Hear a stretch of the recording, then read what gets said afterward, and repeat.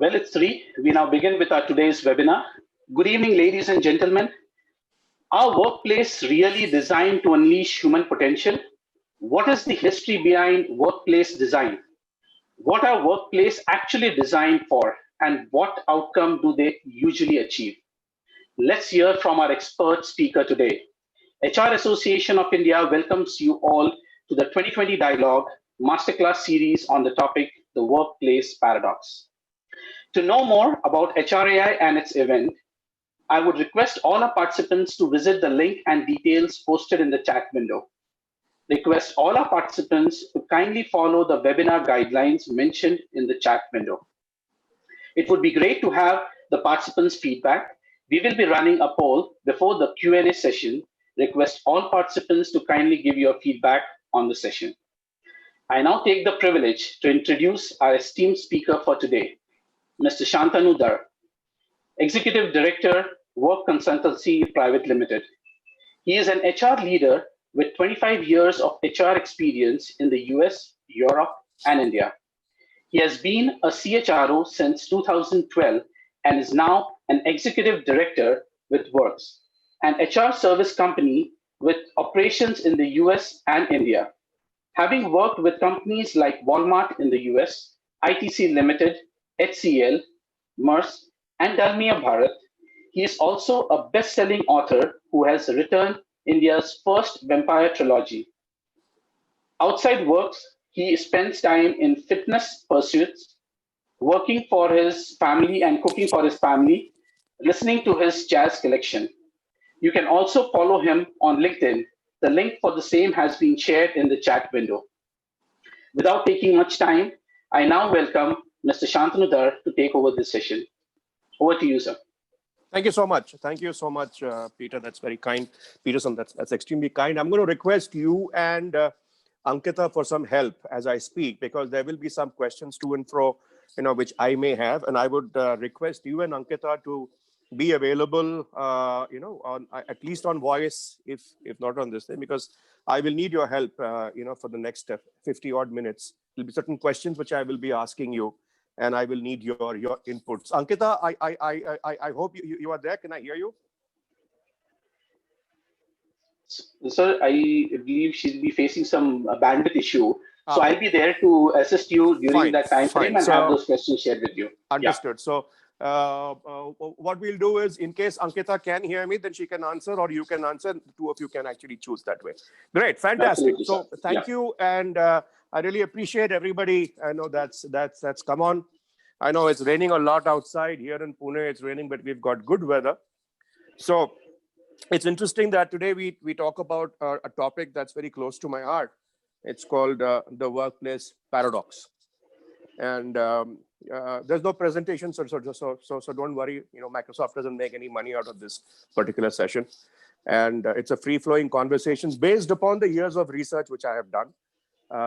As you rightly mentioned, I am almost done with my third book, which is a trilogy.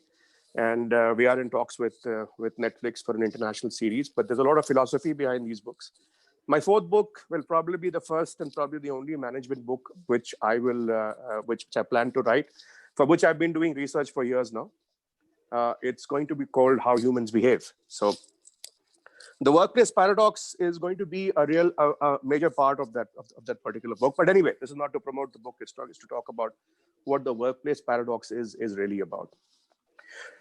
We all are very much used to. So one of the things that many of us are getting used to, or we have got used to, is operating from home during this particular pandemic. And at work, I'm doing, me and my partners, we are doing projects for several companies across India and also the US, and almost everybody is working from home. And what's really happening is, and what we see is that slowly people are beginning to get too used to, working from home. And as I speak to several people, there are several people who are saying, I actually prefer this. Why is that happening? Something very simple. To really understand about what is the workplace paradox and why are workplaces designed, in the manner that we are used to. So what are we all used to? We are used to, getting up in the morning, getting ready, we go to work, we come to a place which is like a building or a factory, or those of you who are into sales, you'll be going into showrooms or your distributors' places, etc. And the pattern is the same. You get into a lift, go into your floor, and if you're sitting in a cabin or at a desk, the air is actually filtered. It is air conditioned. There are partitions out there. There is a door. There are exits. And the workplace is designed with several protocols and several do's and don'ts. The don'ts always outweigh the do's. But that's an interesting thing. If you're a senior person, if you're a manager, you'll have a cabin. The cabin will have a door. If you're lucky, you may have a window. If it's you, otherwise, if it's not a high rise in a place like Bombay, you may not even have a window. It may be soundproofed. You'll have a laptop in front of you. For your meetings, you'll go to a meeting room, which is again a closed space, which may not have any windows. And there are those do's and don'ts and et cetera, et cetera. So you work like that from maybe 9:30 in the morning till 6:37 in the evening, and then you go back, right? And then on Friday afternoon, you are actually, many of us want to get away from there and then go home. And then on Sunday night, it hits us that Monday morning, we have to go back to that same atmosphere. And for many of us, Sunday nights, we are like, oh no, tomorrow's Monday again. Why does this happen? So let's take you back to a little bit of history. You know, as Homo sapiens, you know, our species, we have been around on this planet for 250,000 years. The first 70,000 years of our existence, when we were hunters and gatherers, we actually did not have any concept of space or home, etc. We stayed in caves, right? And we woke up in the morning. We lived in very small tribes of maybe 8 to 10 people, right? We went out. We didn't grow anything. We plucked whatever fruits, berries, etc. we got. Once in a while, we went and we hunted some animal together, brought back, you know, the meat, you know, once we discovered fire. And our work timing was normally from morning 8 till about afternoon 12. Then we came back. We stayed there, we ate, we slept, and the next morning we did it again. So we didn't have any concept of space per se. All this happened for 70,000 years, where human beings did not really have to work, right? They didn't own anything. We didn't own anything. We didn't own space. We didn't own land. We didn't own anything. We knew that the earth was there to provide for us, and we could take what we wanted. We were extremely sharp, extremely intelligent. We were much fitter than what we are today. We were light, we were tall, we could jump from, you know, long distances. We were strong, and we ate seasonal food. Average life expectancy back then was around 60 to 65 years, which is a fantastic thing. Then what happened in 70,000 years? After 70,000 years, what happened was we discovered something called agriculture. We discovered that there are certain seeds that you put into the ground and you water them, you cultivate that particular land, and guess what? Food grows. All these issues began with that. So what really happened was, when we started growing food, we suddenly realized that we need space, we need land. We need to water that particular land, and for that we need to stay by that land. And we started doing back-breaking work, which was not, the human body was not really used to that. So we started working 12 hours a day, tilling the land, etc., and all of that, waiting for the rains to come and then hoping for a good crop. And we started eating very unseasonal food like wheat and rice, etc. And all of that. Those things were easier to actually grow. The concept of space and land came then. For me and my family to actually survive, I needed so many acres of land. So before that, where we all believe that this world does not belong to us, we belong to this world, all of a sudden that concept changed.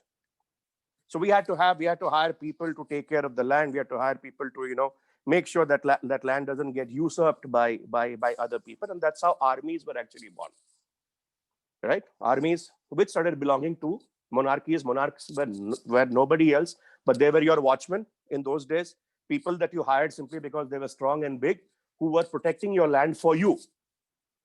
But as history goes, these very watchmen became our kings, and they then took the help of the clergy to show that they had a divine right to, to rule, etc., etc., etc., etc. Now, it's the interesting thing about monarchy is that when the monarchy came in, they had to bring in a lot of ceremonies. So there was a lot of ceremonies that they had to bring in to make people accept that these people were something else. This meant in the olden days, they said they had blue blood. They didn't have red blood by the rest of us and all of that. And along with these ceremonies came the concept of where they lived. So they had to have a castle or a palace, right? And then they have to, or they would make a fort, the castle, the fort with a moat, etc., and all of that. So everything had to be closed down from all over. The concept was that all the open spaces which were there had to be closed out, because this is my space, my land, my castle, my moat, my fort, right? And everybody who is living here has to follow by my rules. That's how the first laws came out. The laws are nothing but how you should live. Today, all of us, we are law-abiding citizens. We pay taxes and all of that. But the first laws came because of this, right? So what happened? We all know the history of the world till about, if you still take, there are kingdoms still. You have, in the Middle East, you have kingdoms. UK, they call it a kingdom, but it's more ceremonial. But the world started moving out from monarchy in the early 1900s. Mainly it was after the Second World War. The world started realizing that monarchy doesn't work. It's a sham. It doesn't work. Now, the interesting thing is that when you take monarchy away, you still had to, what really replaced monarchy? You may think that it's democracy, it's a different political system, etc. The point is that there are only few countries in this world that are truly democratic countries. But there are enough of, there are enough of countries that are still either communist or dictatorship or, etc., and so on and so forth. But with the advent of the Industrial Revolution, what really happened was that people realized that human beings, making them cooperate over different distances, different areas, different places, you could mass produce certain products which people consumed. And then these products could be sent over rail or by ship or etc. and all of that to various places, mass produced products, right? And you could make a profit out of that. So to do that, first of all, in the Industrial Revolution, they started herding people together in so-called factories, which had very little ventilation, which had very little, and there were rules out there. 10, 12, 13 hours, people sat, they weaved yarn, etc., and all of that. They made a lot of products. And it was all very, very rigid. There were very, very strong rules in how they should do it. In the early days, there was punishment also given out. There was violence at the workplace. It almost echoed how slaves were treated in the cotton plantations of the US in the 1700s and the 1800s before the Civil War. So what really happened? If you look at the first factories or the first plants or the first so-called bureaucratic offices which were built by governments, they simply cut and pasted what the monarchy did, right? So you had these big old buildings made by the government for the bureaucrats to sit, for the people to actually slave, the peons, the clerks, the people to work upon, the people to make accounting, the people to interview, the people to get to make rules and all of that. They essentially looked like those castles, etc., in which people were supposed to come. They were supposed to perform a particular duty for the king, and then go away. And if that duty, if the king was happy with the duty, you would get rewarded. If the king was not very happy, you would get punished. Right?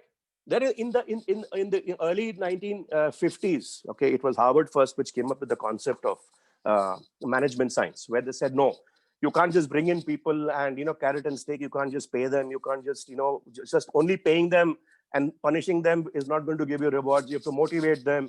There are various management principles, etc. There's management science, etc. All of these things have to do. The first MBAs came out then. In our country, I think it was perhaps early 1960s when we had the first IM. So India was one of the very first countries to leap on, to this bandwagon of management science. But then what happened was the workplace design was essentially then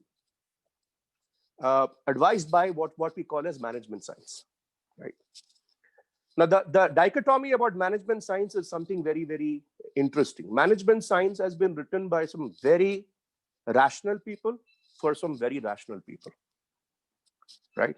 Now, what these rational people forgot was that human beings are not rational by nature, right? So a lot of rigidity still came into the workplace design. Okay, so you look at any particular workplace today, it's an office, the walls, you have walls around you, you may have some windows, you may not have some windows, you have a cabin, you have a desk, you have to sit on that particular desk, you have a laptop, etc., you have calls, etc. It's more or less rigid out there. We hardly made any kind of change at the workplace. But what the workplace designers actually forgot because of management science is that the human mind actually is capable of around 5 to 6 hours of work, maybe 4 to maximum 6 hours of work, because we still haven't evolved. Our minds, our brains still function the way it did when we were hunters and gatherers some 200,000 years ago, right? The human mind is still in a space where it wants to be out in the open. One of the things that you may have realized is, and this is a question to you, Ankita, or to Peterson, during this period during this period of lockdown, what is it that you missed the most? So it's the colleagues that we missed, being with them, discussing, working with them. So that has been the thing that we missed. When you were locked up at home, what did you miss the most? When you couldn't step out of your house, what did you miss the most? Like going out is correct. What we missed, correct? Yeah. Okay. I'm talking about the freedom. The freedom of going out and moving around is what we missed. Got it. Now, to compensate for that, how many times a day did you go to your window or to your balcony during this lockdown? Think. So it's to say I couldn't count it, but yes, quite often when we used to take a break, we used to just go at the window and have a peep around out, seeing what is different outside, and then come back. Yeah. Correct. Okay. Let me tell you something very interesting. I have worked with a few smokers in helping them get rid of that particular habit.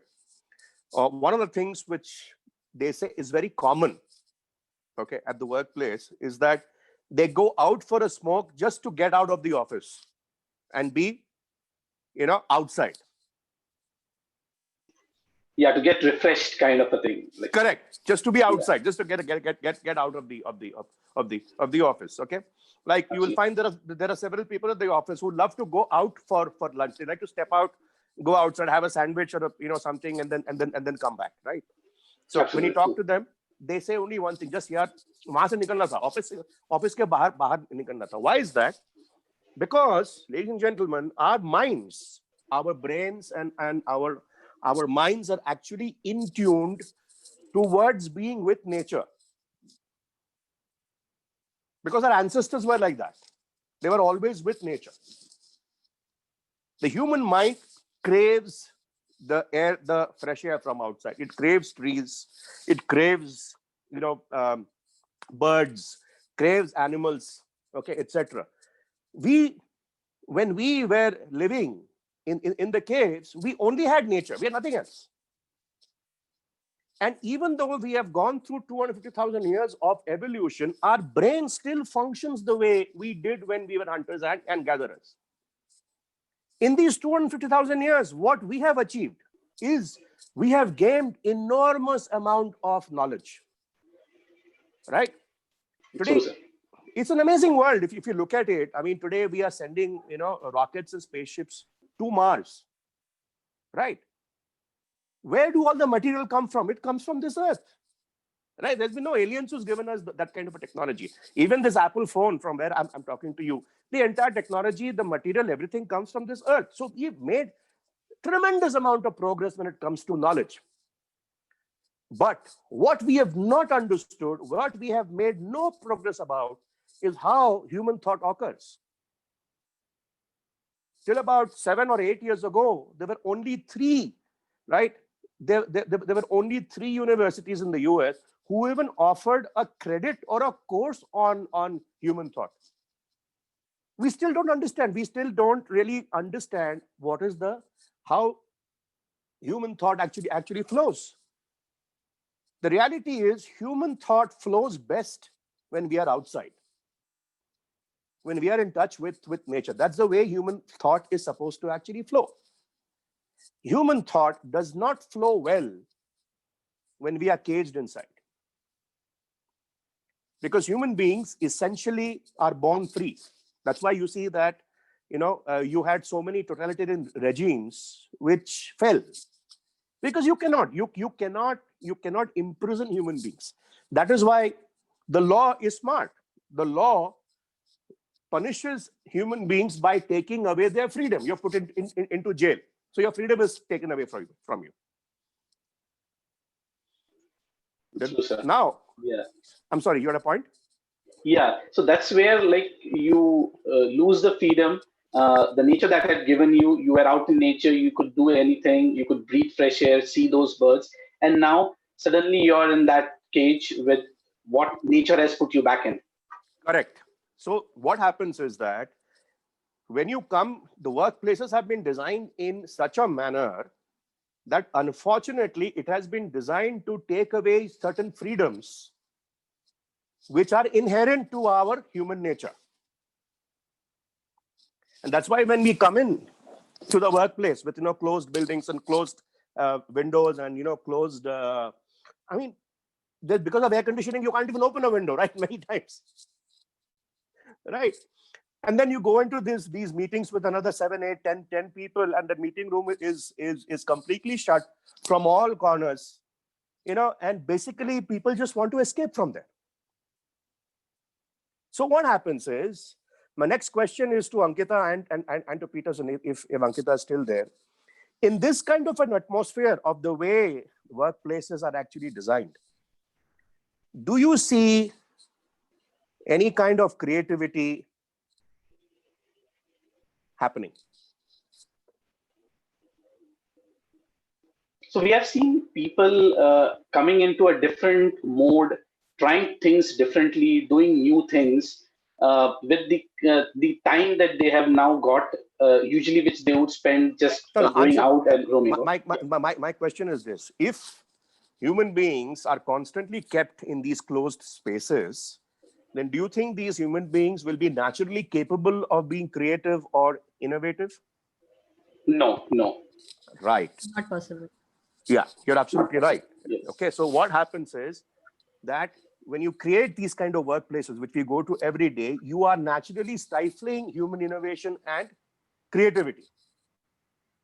Sure. And then you bring in HR people like me as the HR head and say, Shantanu, my company, hamare company mein to innovation hai nahi, creativity hai nahi, create karo.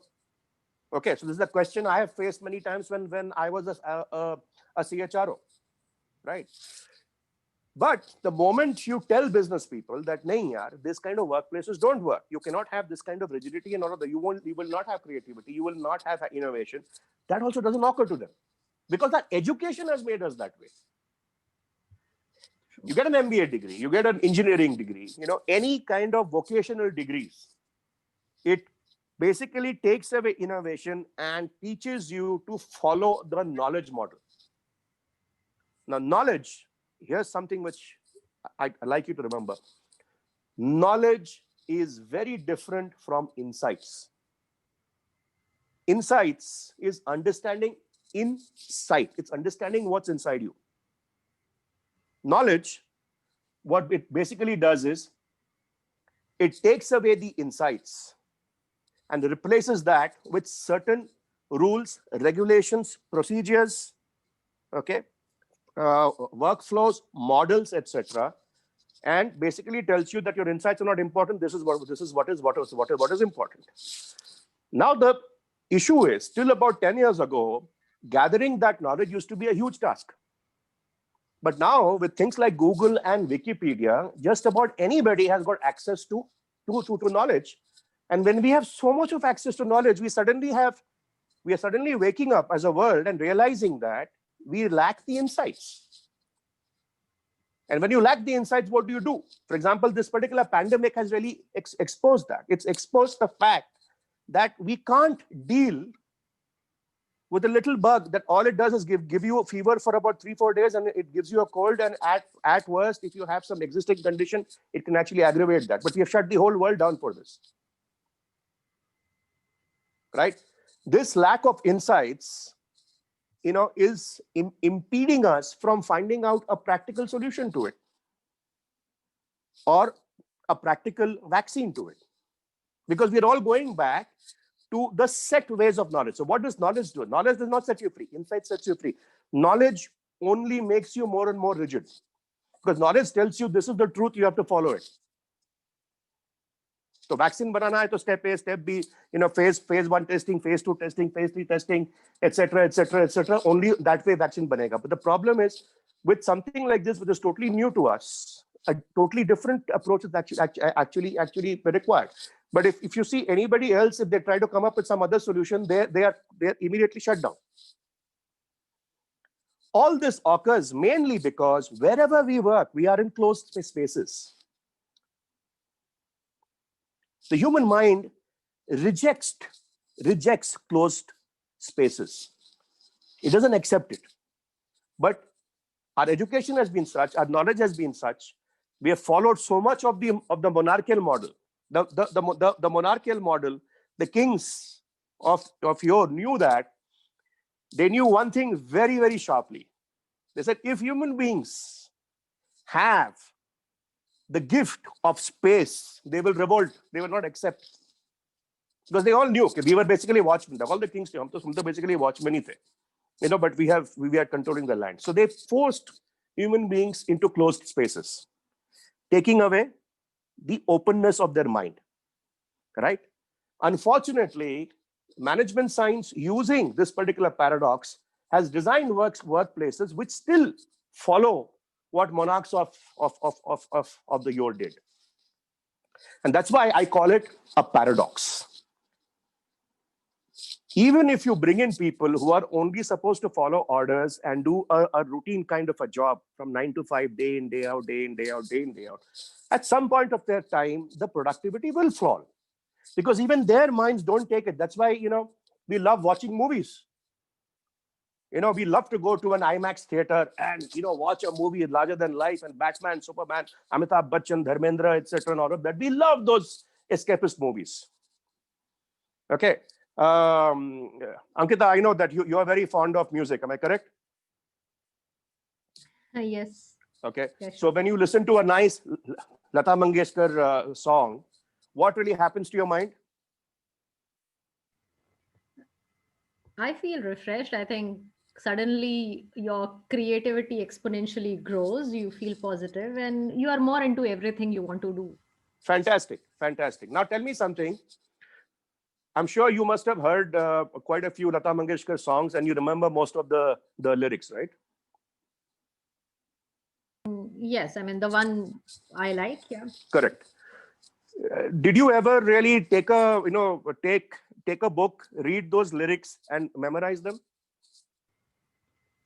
Not really. I think when you enjoy listening to it, when you understand the meaning, you can relate to it, it automatically happens.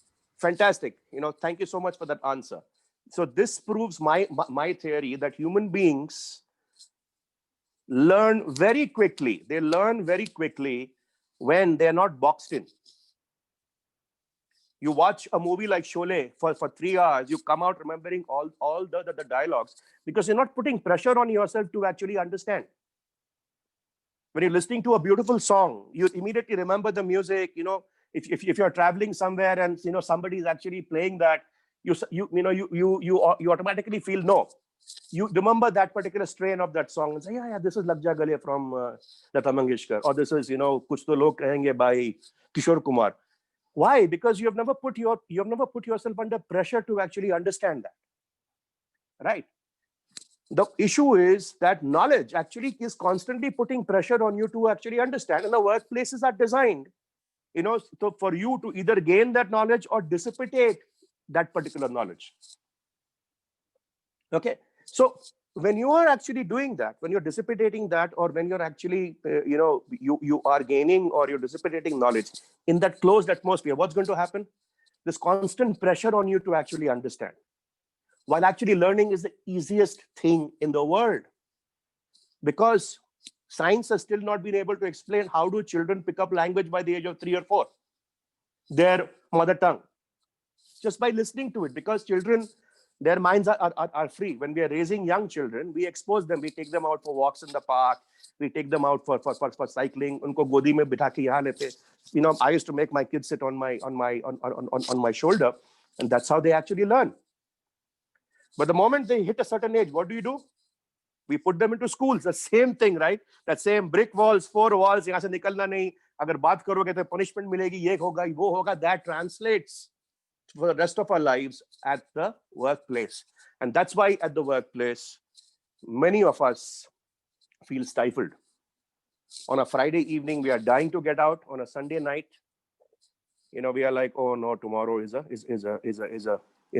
Monday.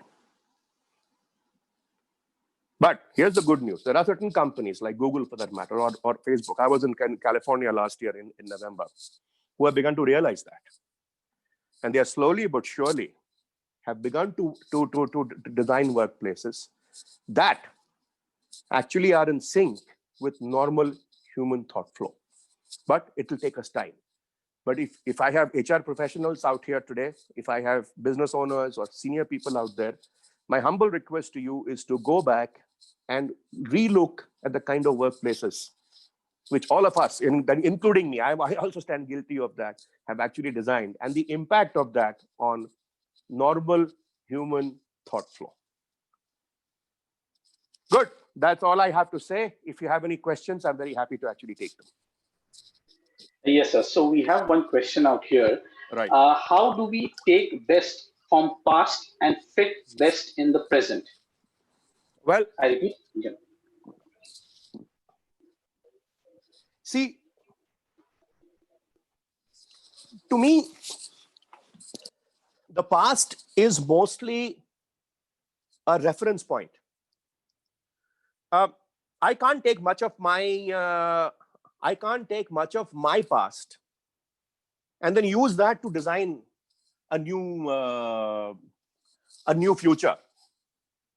Right? If you look at it, as early as the 1960s, the African Americans got the Civil Rights Act was as late as 1964, which Martin Luther King did. Before that, there was even segregation for African American people.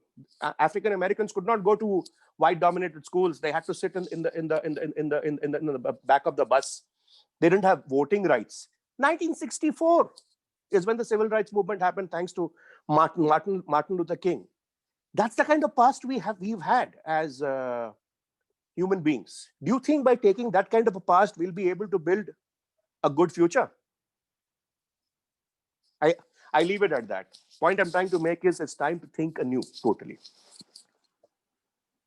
Any other question? Absolutely, sir. Yeah. So our next question is how to handle this paradox. What HR can do to ensure talent is best explored and not exploited? Excellent question. Excellent question. I think the first realization is asking ourselves this very deep question. Am I exploring talent or am I exploiting it? That's the first start. And that requires a really good, hard look at our own selves at this point of time. Am I really exploring talent? Am I celebrating talent? Or am I exploiting it? Once we start answering that question in a very authentic manner, a lot of answers will actually come up. Next question, please. Absolutely. Yes, sir. So we have the next question: how to design a workplace to capitalize on creativity of our employees? Well, as much space as you can actually give people. What I'm going to say is going to sound shocking, but actually, as I said, people don't like sitting in closed spaces. So one of the first beginnings would be to actually make open spaces for people. Have people access it, that it is okay if the weather is good and all of that. You can have meetings sitting outside. That there are trees, there's nature with you. So to mimic nature as much as you can. I worked for HCL for 8 years. Mr. Raman, the late president of HCL Tech, whom I reported to for so many years, he designed software development centers where there were trees everywhere and plants everywhere. And these plants would then, what they would do is they would make very healthy buildings, because they would absorb all the carbon dioxide, right? So there were a lot of spaces out there. It was just a beginning, and he wandered around a lot, and he would encourage all of us to actually wander around, right? So he would encourage us not to just sit at a desk, just wander around, talk to people, wander around, etc. Right. Next one. Yes, sir. But I am not an architectural expert, right? So I'm not going to give you solutions. So I can only tell you that have far more open spaces, right? Less doors, less walls, and less meeting rooms. For that, people don't like going to meetings. Yeah, absolutely. So it's all about the freedom of space that you have. Correct. To unleash that creativity within you. Absolutely. Yes, yeah. yes. Yeah. So we have another question from Mr. Setu. He has talked about: are there any behavioral science or studies which can be referred to making workplaces more in line with human thought process of paradox? There are, there are, but there is very little real research has actually been done into it. I'm from an American university. I only know of a few people that have done some amount of research into it. Of course, Edward de Bono was one who wrote the 5 thinking hats. He was the first person to do research on how human thought flows. So what I would recommend over here is, instead of really going into workplace redesign, perhaps spending a lot more time in understanding how human thought flows would be the first step, because this is it's going to be a long drawn affair. And frankly, a week from now on, most of you would have even forgotten what I've actually talked about. So none of us are experts. I mean, I'm sure there would be a few architecture people out here who would be experts. But the first thing is to understand how human thought flows. And I just gave you a few, insights into that. But once you actually understand that, then you'll be able to design different kinds of workplaces for allowing human thought flow to occur in a natural manner, in a non-linear, natural manner, and then be able to design workplaces which would be suitable not only to your organization, your culture, your products, but also towards human thought flow. So it's far more important to understand how does human thought flow occur. And I'm not talking about studying neurological science or psychology, etc., but actually understanding human thought, how it actually flows. Absolutely, sir. It's very important to have that understanding of the human thought process. Yes. Our next question is from Radha. She has put this across: workplace now revolves around productivity and efficiency. Right. How far can we achieve this, as all may not be at par with the goals of the organization? That's a very good question. And productivity and efficiency, where do these words actually come from? It's very interesting. When we began the work of agriculture, productivity and efficiency essentially came from the ox, okay, the oxens that we used to till our fields, and the horses that we use to draw our carriages. That's why we still talk about horsepower, right? So these two words, productivity and efficiency, very interestingly, came from the beasts of burden that we used to make our own living. And at the workplace, we started using it on human beings. Interesting, right? Absolutely. Absolutely interesting. Correct. So I think it's very important for us to see, do we truly respect human beings, when they work for us? If you're going to talk about, for example, when this pandemic started, few people came to me and said that, Shantanu, how do we start measuring the productivity of my people who are working from home?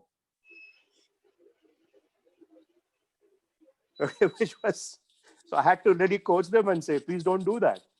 Okay, there are people are working from home. They're already stressed. People are, they're reducing salaries, etc. Now you're going to actually, what are you going to do? You're going to keep cameras at home to see whether they're working or not, and impeach on their privacy. See, all of this comes from when you design workplaces like this. Why are workplaces designed like this? Because essentially, management science assumes that people are not going to put in an honest work day. That's why you have reviews, you have performance management systems, you have these kind of workplaces. You have a boss, you have hierarchy, etc., etc., etc. It's a natural assumption that we make, that unless you supervise people, unless you hold them accountable, unless you have rules and regulations, they will not work. That's why workplaces are actually designed like this. When you move away from that, and you say this is a human being, it's not a beast of burden. It's a human being that's actually working from me. The entire paradigm shifts completely. And those companies who have mastered that are today ruling the world. Take the best companies in this world. Okay, let's take Facebook, right? Let's take Google. Let's take just two companies, Facebook and Google. Does Facebook or Google give you any kind of and this question is for you, Ankita. Does Facebook or Google give you any kind of a tangible product which you can buy and feel with your hands? No. I rest my case. And these are today they are the largest companies in the world. Why did that happen? Because the people who were running it decided not to apply those same management principles. Sure.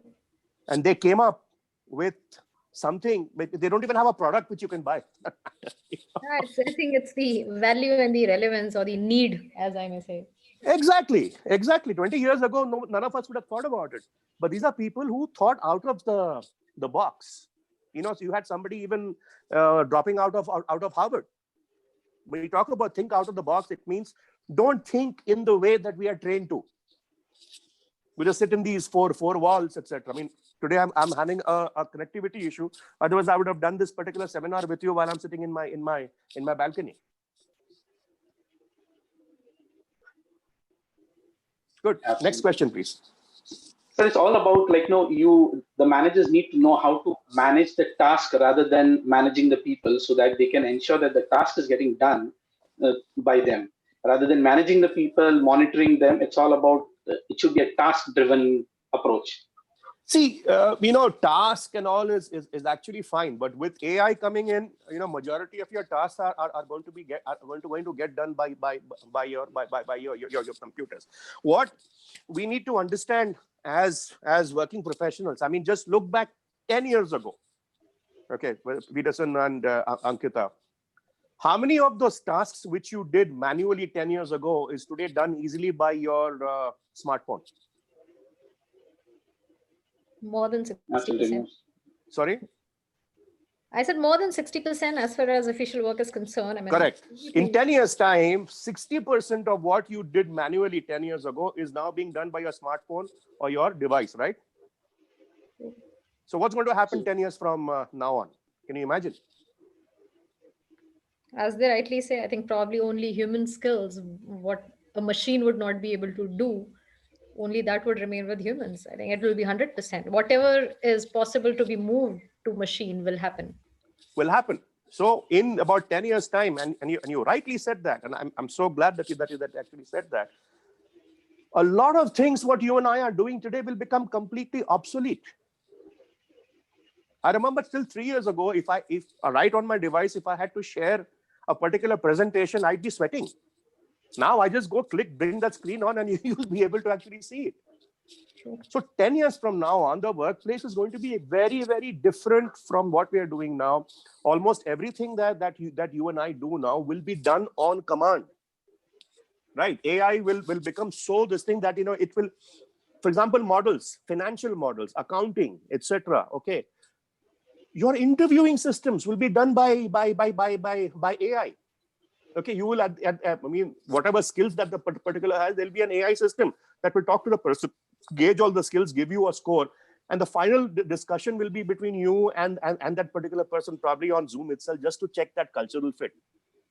And guess what? Since out of this particular pandemic, what I feel is even when we come out of this particular pandemic, I feel that many companies are still going to say, "Yeah, why should we invest in so much of infrastructure, so much of commercial space? Let people work from home." When you do that, it is happening, right? But I'm saying majority of it may actually go that way. When that happens, is maintaining a company culture going to be very important for you? Thought to ponder. Right. Then anybody will think, so why should I really bother about, in many cases, in 10 to 15 years time, as you rightly mentioned, one of the things which I'd like to share, just a point over here, is that with AI taking over, what's going to happen is that smart governments, forward-thinking smart governments will be voted into power, who will, across the world, have something called a basic income for all tax-paying citizens. 10 years from now on, human beings are going to ask a lot of questions. Why am I paying so much of tax if I'm not going to get anything in return? So there will be governments will be voted into power who will actually give back some of that amount. So with a universal basic income, this will come in, and mind you, this is going to be a reality. It's already beginning, right? The clamor for it is actually already beginning. In my prediction is, and I hope I am right, is in 10 years' time, all democratic countries, all tax-paying citizens will get a minimum basic income. So when everybody starts getting a minimum basic income, how many people do you think, Ankita, will really go and want to work for an organization? I doubt. I mean, because I have to quote a percentage, I would go with 10, but still, I doubt. Probably Correct. Anybody who will have the opportunity to work on his or her own, they would not go ahead with this. There's no You're reason. absolutely right, because there is another revolution coming in, a very quiet revolution, which very few of us are actually saying, and that revolution is that of how countries are going to generate their energy demand. As you can see, solar power is taking off in a big way. Electric vehicles have already come in. Tata's already has begun to actually make them.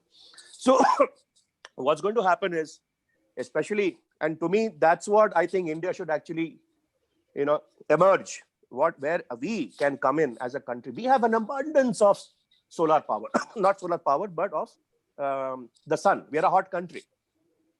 True.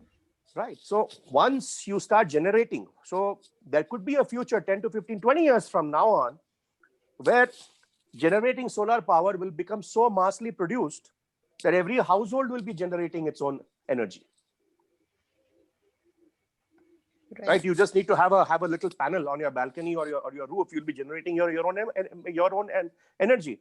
Once every household starts generating its own energy, you'll be powering your own cars. You'll be paying for your own electricity. Imagine the number of things that will become free when you start generating your own energy. When every citizen starts generating their own energy, imagine the number of things that will become free. True. Right.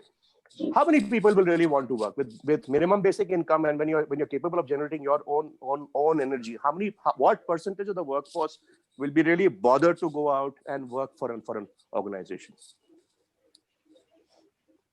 Very, very, very rare. I mean, hardly anybody. And I think we'll be talking more about mindfulness, and those things will further go up. Exactly. So with, and with 3D printing and all coming in, what's going to happen is you're going to have an economy of actually gig workers, people who will work for 3, 4, 6 months a year. Uske baad aaram se baithenge. They will spend time in nature. More and more people will be out in nature. They'll be out in the sea, out in the mountains. There'll be more authors. There'll be more singers, right? There will be more poetry. There'll be more ghazals. There'll be more shairi. There'll be more beautiful stories. There'll be more humanity. Absolutely. I think so very, very beautifully mentioned is gig economy and boundaryless organizations of Correct. work. Correct. That's what Correct. we see in coming future. And to end it all, what's going to happen is, and this is my prediction, in the next 10 to 15 years, probably even earlier, workplaces, the way they are designed now, are going to actually disappear. And when they disappear, what we have all been doing till now, which is basically cooperating with each other, that will disappear. And what will come in that place will be collaboration, through genuine collaboration. Like this particular seminar, which you guys are doing at HRAI, and hats off to you for actually doing that. It's such a beautiful thing.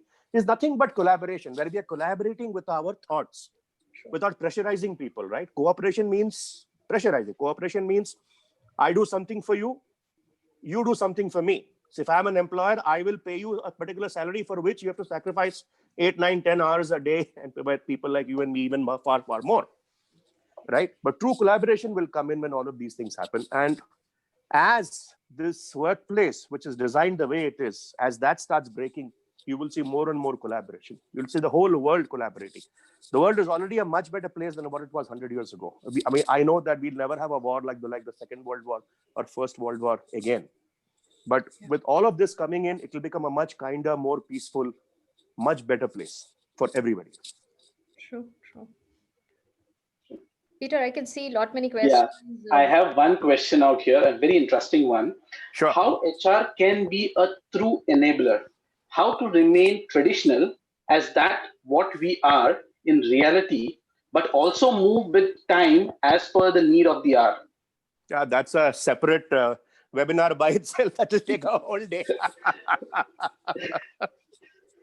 No, I think the first thing is that this misnomer of being an enabler is something we need to get out of. I think we HR people should not be seen as enablers. There is no enabling does not have any kind of a meaning. HR, it's high time that HR, and I know, a lot of HR people, I have a lot of respect for them. There are several HR friends that I have who are completely into the business. They've got up that enabling thing, and what they're doing is it's no longer a staff function, but it's a complete line function, right? And this is the best time to actually come out of that enabling thing and become as line of function as anybody else. Absolutely. Peter, I can see a few questions in the chat window. If correct. You keep those up, please. Yeah, so we have one from. Yeah. How much time do we have? Yes, sir. We have. So. Sorry? Around 10 minutes we have. Oh, okay, fine. Great. Okay. So we have a question from Dr. Nandan. Right. How you would describe the pace of paradox? How are the working hours for paradox, that is work-life balance? Let me try to answer that. Essentially, before the agricultural revolution, people worked not more than 4 to 5 hours a day. And the human mind still functions in that manner. So basically, they say that if a meeting goes beyond 45 minutes, the concentration levels comes down in that, for the average human being out there. That's why they say that every meeting, it's only 75% of what's been discussed that is retained. Everything else is actually forgotten after that. So same way, this entire concept of 8, 9, 10 hours came in basically because of the ILO, the International Labour Organization, which said that before that people used to be working 15, 16 hours a day, 20 hours. So they said, no, it has to have an 8-hour shift. Anything beyond that, has to have a overtime, etc., and all of that. But giving a particular time period for human beings to actually work may be actually counterproductive, because all of us put in 8 hours, 9 hours, 10 hours days. But the real question is, how many of those hours are we actually productive? For example, if you really office gossip, people like to talk in the office, they like to have a cup of tea, they like to talk politics, etc., and all of that. What percentage of time actually goes into that? How many calls that we make during the day to our colleagues? How much time are we actually spending, for 3-4 minutes when we talk about office politics? How much time actually goes into that? How much productivity do you really have? And why do human beings engage in those kind of talks? Because that's human nature, right? We like to tell each other stories. We like to hear stories, right? And those stories bring in a little bit of spice here and there, So that's what human nature is. Really prescribing number of hours, to me, has not been very productive. The reason why we prescribe hours is because of the word compensation. Why we say compensation, it means that we compensate people for the amount of time they spend in an office. So we say 8 ghante per day, and we have a machine that comes in, you put in your thumb, or it reads your eyes, it sends information into payroll that इसने 8 घंटा किया है. So we actually calculate everybody's productivity into per hour basis, and that's how this compensation comes. So that's how we actually used it. To me, measuring people on the number of hours they spend at the workplace is a paradox by itself. It's never made sense to me. I remember when I worked for 8 years in HCL Tech under Mr. Raman, who was the founder of the company, no more. He could never be bothered when we came into the office and when we left. But he just said that work should happen. That's it. Absolutely, sir. Work needs to happen. Correct. That's rightly said. So we have a next question from Mr. Rajesh Desai. Sometimes it is required have people to just follow the procedures already designed and to be compiled. Then what would be the use of their creativity? Can these ideas be applied to it? I see. If you're a software engineer designing a particular IT product, if you have to create a particular vehicle, if you're an automobile engineer and all of that, as long as you're in the plant, there are certain policies, procedures, and certain ways of working which you have to follow. Otherwise, that product will not get built. Right? So I'm not saying that as far as factories, plants, etc., are concerned, that you perhaps need that kind of a space. But where you don't need it, for example, sales, marketing, finance, etc., and all of that, is there really a need to have all of this? That's the question which I'm asking. In any case, like Ankita and I, we discussed, 10, 15 years from now on, almost 80% of your production process will be done by robots. Forget 15 years, in 10 years. One of my team members is working in Delhi for a robotics company. The things that she is working upon, it's scary. It's almost like the movie Terminator. I mean, these robots can do almost everything. So we have another question. This is related to the current situation, pandemic. This pandemic is going to take a while. Engaging creative spaces online is the biggest challenge. Any ideas towards these? See, the moment we talk about, it's like that the question itself is extremely interesting. Can you read that question again? Especially the creative part. Yeah, this pandemic is going to take a while. Engaging creative spaces online is the biggest challenge. Any ideas? So that question itself, if you examine it, you're already thinking that people are not creative. How do I make them creative online? The reality is everybody is actually creative. The human mind has been designed to be creative. That's why we seek these open spaces. That's why we seek nature. We seek fresh air. We seek the sea. We seek the sun, the moon, the stars, the breeze, the mountains. So the main thing is that creativity comes. When does creativity come? And R.D. Burman was creative because he was not bound by his father, S.D. Burman, to study in a particular manner or to think in a particular manner. I know a gentleman called Piyush Dar, who was R.D. Burman's guitarist, very close to him, as a matter of fact. And some of the things, that he mentions about how creative R.D. Burman was that R.D. Burman never had a sense of time or space. And that's an amazing thing. He never had a sense of time or space. And that's why he was so actually creative. So the thing is, if you really want to unleash the creativity, everybody is creative, every person. If you want to see creativity, see your own child. Children are naturally creative. Human beings are born creative, right? Unleash that by giving them that amount of space. And the first thing that has to do is with the kind of workplace which you have. And now that people are at home, trust me, they're being amazingly creative. For example, the kind of dishes I have learned to make in these past 2-3 months, I mean, I could open my own restaurant now. Yeah, absolutely. It's all about unleashing your creativity within. Yeah. True, rightly said, sir. With the time almost up, Right. we do have questions that are coming in. What we'll be doing is we'll be sharing them in an email with you so that we can have them addressed and let me take them up. So thank you so much, sir, for sharing your wonderful experience and insights. It has really been a pleasure being with you today. Thank you so much.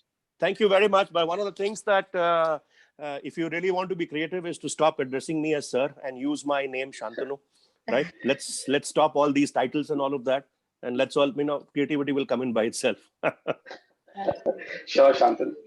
Yeah. Thank you so much. I think it was an amazing session. You ensured that we were all glued to the system for the entire hour.